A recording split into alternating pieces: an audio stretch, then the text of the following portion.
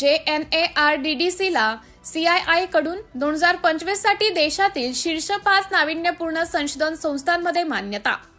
भारत सरकारच्या खाण मंत्रालयाच्या अंतर्गत कार्यरत असलेली स्वायत्त संशोधन व विकास संस्था जवाहरलाल नेहरू ॲल्युमिनियम संशोधन विकास आणि डिझाईन केंद्र यांना 2025 या वर्षासाठी देशातील शीर्ष 5 नाविन्यपूर्ण संशोधन संस्थांपैकी एक म्हणून भारतीय उद्योग महासंघाने CII गौरविले आहे।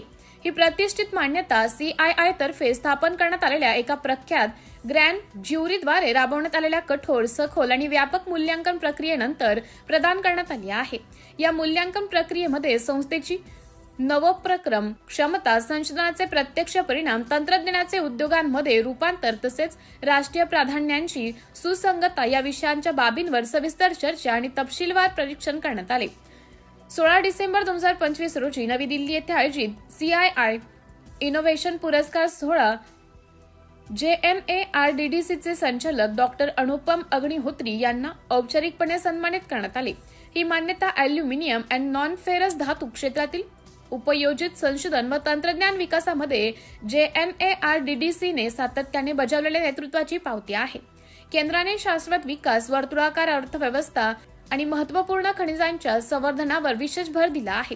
गेल्या काही वर्षात ॲल्युमिनियम पुनर्वापर, कचऱ्यापासून संपत्ती निर्माण करणारे उपाय तसेच रेड मड, फ्लाय ॲश आणि खाण शेपटी सारख्या औद्योगिक अवशेषांमधून महत्त्वपूर्ण व धोरणात्मक खनिजांची पुनर्प्राप्ती करण्यासाठी या केंद्राने नाविन्यपूर्ण तंत्रज्ञान विकसित केले आहे। शिवाय ॲल्युमिना आणि ॲल्युमिनियम उत्पादन केंद्रामध्ये संसाधन आणि ऊर्जा क्षमता वाढवण्यासाठी JNARDDCने प्रभावी तांत्रिक उपाय अंमलात आणले आहेत। यासाठी अनेक तंत्रज्ञान प्रयोगशाळेपुरते मर्यादित न राहता पायलट व प्रात्यक्षिक पातळीपर्यंत पोहोचले असून यामुळे जलद औद्योगिक स्वीकार आणि मोजता योग्याजोगं राष्ट्रीय स्तरावरील परिणाम साध्य झाला आहे। सिटी इंडिया न्यूज साठी प्रतिनिधी लक्ष्मणराव घवघवे।